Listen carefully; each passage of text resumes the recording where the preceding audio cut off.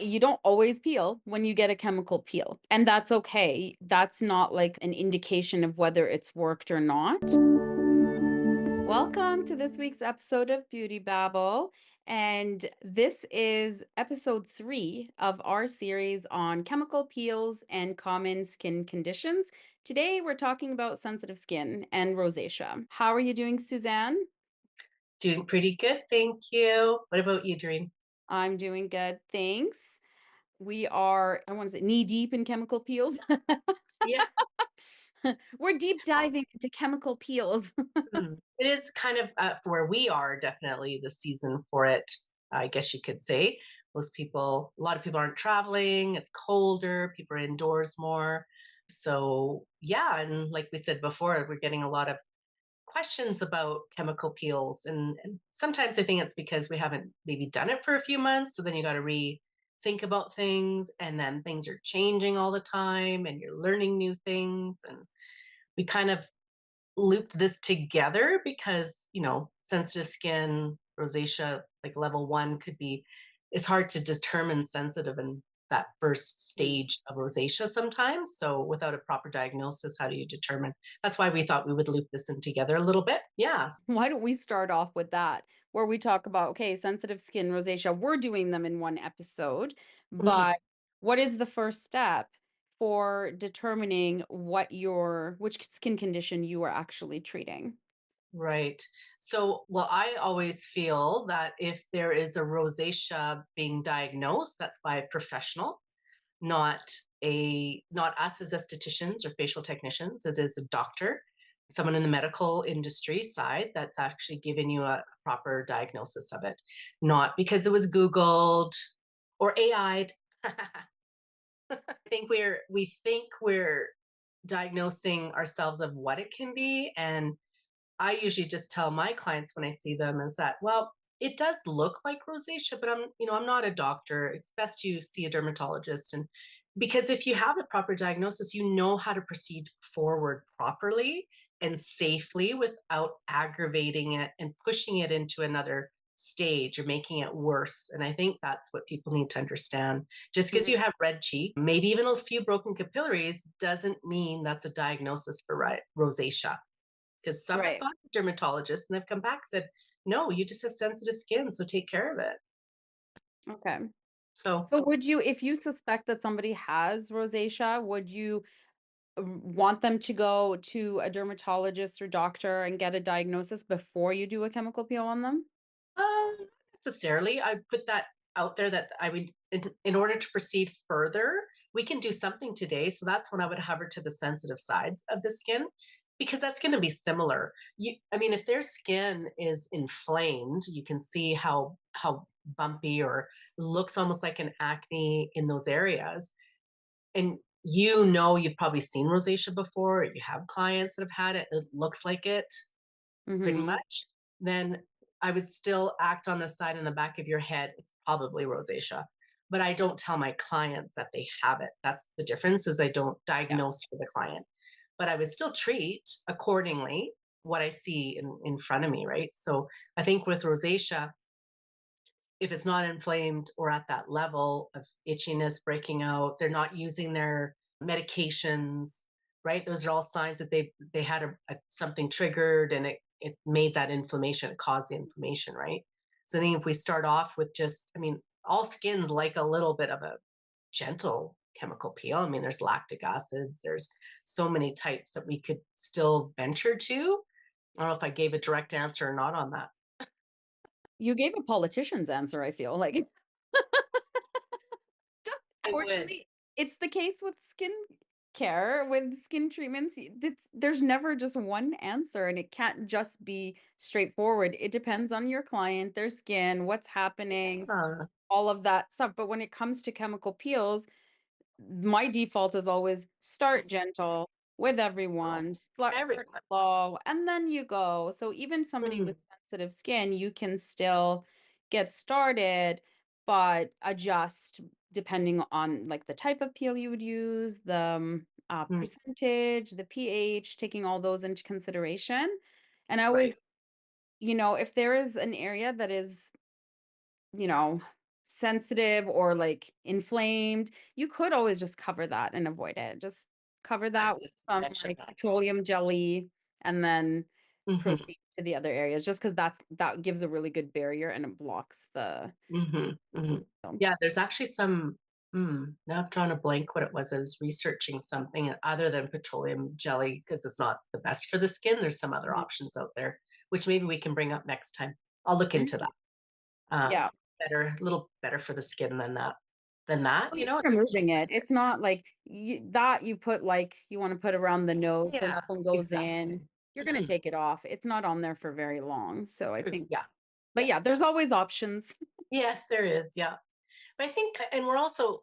This is like as if you didn't even know the person, right? If you have a Mhm. client and you know their history, you've worked with their skin, I think you have an easier time making those decisions. If you know, I don't know, it's what triggers them, and then you know they're stressed, and that's one of the triggers, because usually a flare up is a trigger that's happening, something they ate, their lifestyle, their products, what they're not using, sunscreen, things like that. And they've been outside, they went on a vacation to the sun. There's a lot of factors. So if you know your client, then you know what you should be doing and what you shouldn't be doing if you wish. So we're maybe talking about, okay, someone comes in for the first time, they've done the consultation, the forms are done, and then you determine when they show up and you go, oh, you have what I think is inside my head, rosacea. But then Mhm. you can start talking to your client about, does it run in the family? Like maybe there's things that you can figure out. It's like, oh, yeah, my mom has it, and my grandma, and my aunt. It's like, oh, do you tend to take that side of the family genetically? So you could start going, okay, you know what? It's okay. We can still proceed, but we always start out gentle, anyways. So that's a lead in you can say so that you're not Mhm. telling them, no, we can't do this peel for you because you're still going to adjust, like you said, like less is more, and you need to build up what we used to do with chemical peels 15, 20 years ago, for that matter. Oh, God, I'm aging myself even longer. Everyone was looking for that snaky skin, right? That peel off, and then it worked. But if Mhm. people are using products like they are today, their cleanser has, I don't know, an AHA or BHA in it. Their night cream does, their mask does, their day cream. Like they have it in their products. So I'm not sure what we're trying to slough off into looking like snake skin when they're keeping up with skincare and they're doing their exfoliation. So I think people forget about that. Like, Mhm. yes, some people are going to peel like a snake, or maybe a tiny little section of areas, like the chin. That can happen. But that whole concept of what I remember when retinol first came out and the doctors were doing it and they had to hide at home for a week. And the pictures were, well, first it looked painful as that was just peeling off and the redness. So I think we forget that, science we've learned more. We've learned Mhm. how to do things in a way that our skin can handle without having those adverse effects. So I think we just need to educate our clients a little bit more on Yeah. that and let them know you're still going to get the benefits of what the chemical peel does, not just surface level. It's Yeah. not just an exfoliation, right? In some Mhm. cases it is, I get that, but what's the goal? Is the goal to slough the skin and get it to peel? Is that, but then I would ask why? Mhm. Why are you looking for that? Yeah, not peeling from a chemical peel is not a bad thing. You don't always peel when you get a chemical peel, and that's okay. That's not like, an indication of whether it's worked or not. Yeah, like, and especially when we are dealing with sensitive skins, sometimes too people forget that, there's there's good enzyme peels that are considered a chemical peel. Mhm. You have papaya, pineapple, pumpkin, like there's some other ones that you could use that, they still have HAs in them, they still have beneficial ingredients in them as well that help the skin. Mhm. But I think we as a society and as professionals think chemical peels are your classic BHAs and AHAs, right? Your Jesners, your TCAs, as you said. So how do we do this without having the adverse effects to the skin? Like, a comment that we just heard the other day was that why not noticing any differences from that, peel that I had done? I'm not getting any extra absorption into my skin. I didn't see this person. It was just the comments. So my thoughts were, oh, that's interesting. What else are they doing to their skin that their products are not absorbing anymore? So are you overdoing things that Mm, it's fighting back now? And these are under the surface where it's a guessing game, like you said. It's a puzzle. Each person's different. Normally, when you have a chemical peel of some sort, if it's done at the right stage or the right length or the right product, I guess, or ingredients, mm, your skin feels good. And when you put a mask on, your skin feels great and you have that the glow that you're looking for, if you wish, or the purge of the skin, this whatever the goal may be. But I think we forget that, especially for sensitive skins, we're talking here, you need to be mindful because it doesn't take much for it to become that mhm, opposite and fight back. So you get the redness, inflammation. There's like this barrier that pops up without you seeing it that fights everything that's happening. And sometimes it's the sebaceous glands, you're not necessarily going to be super oily, but they're that's what's keeping the balance of the lipid barrier. So if you've taken that away and you're jeopardizing the barrier, your oil glands are going to do its job typically, right? mhm. Not all the time. I'm not a doctor, I'm not a scientist, but typically those are the reactions to try to hold what's there. And Yeah. I think that's something that we need to remember of, the benefits of it without the irritation, especially for sensitive skin. You still want a brightening, but why do we have to feel that you need to feel the peel? That's another one. Well, I didn't feel much. It's like microneedling. Like if you keep doing it, you're your body gets adjusted to it, if you wish. You start to, what's the word I'm like, adapt to it, I think. And you're Mm. used to it. Tolerance. Tolerance changes, right? And your skin is adapting. It's smart. Your Mm, body's intelligent. It's going to adapt to this. So maybe your first time you did a 30 glycolic, you felt it. And next time you did it, you didn't feel it. It doesn't mean something went wrong. yeah. You But have I to think look at the for product. sensitive skin, though, I feel like they're gonna feel it more if you have that reactive skin. Right. It should, I think visually you're going to see You're gonna see more it more. Yeah, painfulness, and, the client might have a high pain threshold and not that's true. realize, like, That's that true. they think, oh, why isn't this killing me? Like it should Mhm. be awful and really irritating me. Not necessarily. Right. There's people that use niacinamide and they can't even handle that, the Yeah. vitamin D. But and then you have someone that has a 30 glycolic, like I said, and they don't feel anything.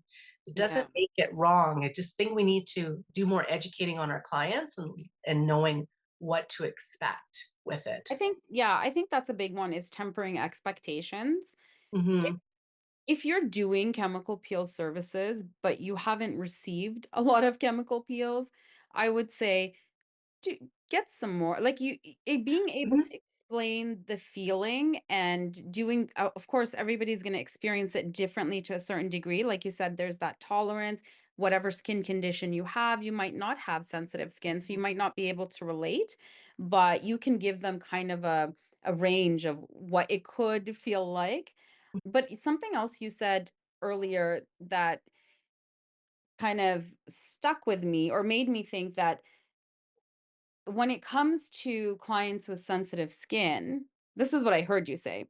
Try other things before you resort to your chemical peel. That there are other ways to, do that exfoliation, however, whatever the goal is, because that's Hmm.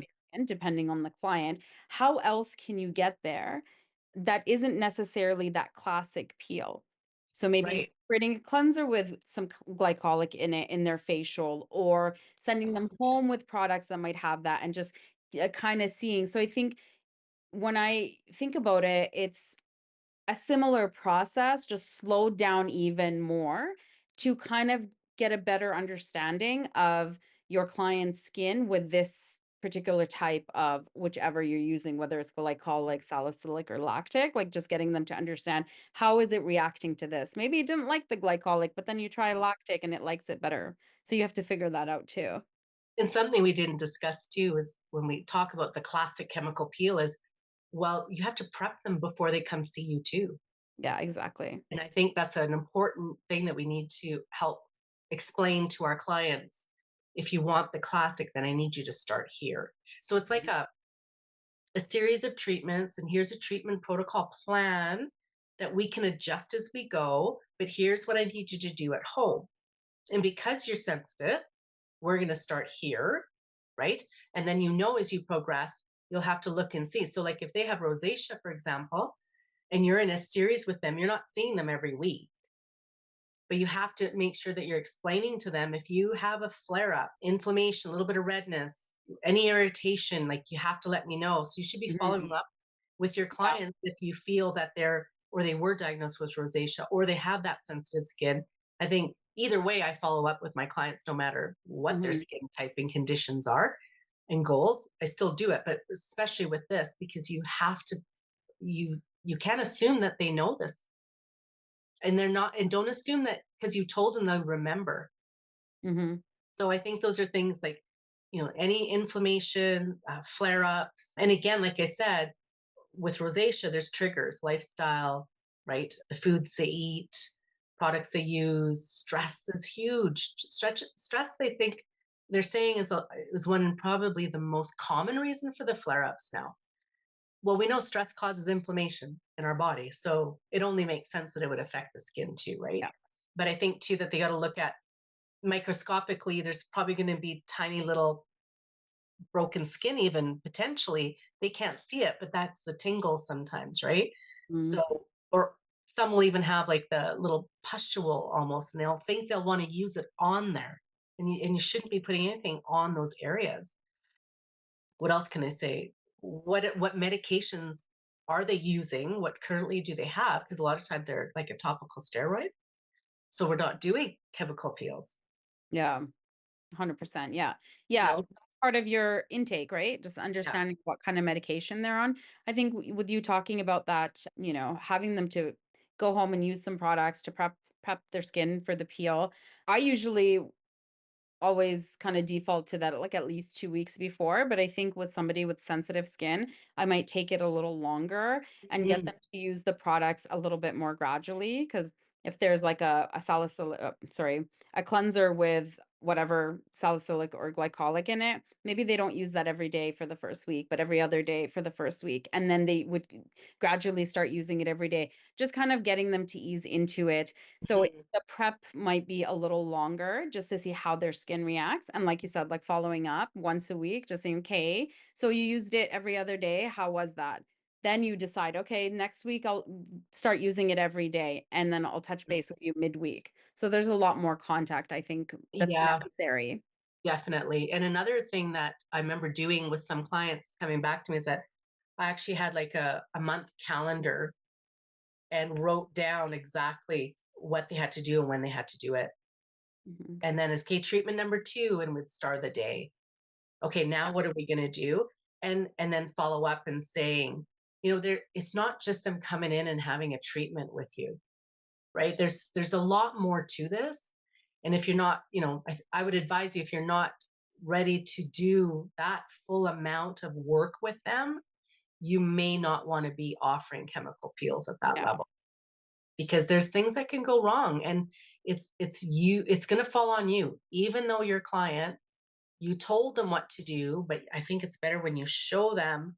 So Hmm. in this day and age, I would be screenshotting it and sending that to them via email, some sort of way, paper trail that you advise them on how to do this. Yeah.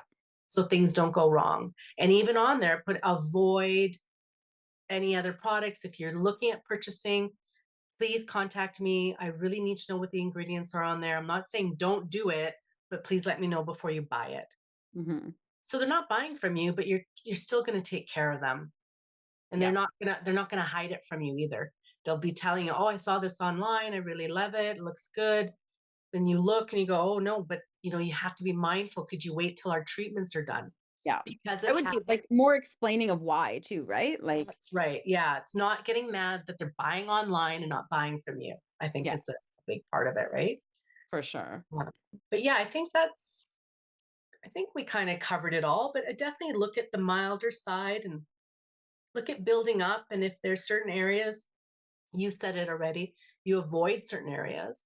It doesn't mean you can't do some other spots. on the skin to Exactly. help, right? But I think, yeah, when it comes to sensitive skin, and the other thing too is like we keep saying it, knock it out of the park with sunblock, right? Sunscreen, wear hats, something like, and I always went over the top. Like I know there's those what are those called? Those The visors. the visors and stuff. Most people are not going to walk around. There are some that will do it. Mhm. Most won't. So literally have one on your shelf and say, well, how serious are you for chemical peels? Mhm. Do you do this? So then you know how serious you are. Yeah. So if you don't want to wear this all the time, explain to me how you're going to protect your skin when you're out there. Yeah. So That's so true. yeah, it makes them see also how much you are really paying attention to the care of their skin when they're not with you. Mhm. Absolutely. So I think that, like, in a nutshell, when it comes to sensitive skin and rosacea, the answer isn't no. Yes, you still can. You just got to take more caution and take a slower pace when it comes to Very it. slow pace. Yeah. Yeah. Hmm. Love that. Yeah. Awesome. Amazing. We'll be back with another episode next week. Thanks for listening to Beauty Babble.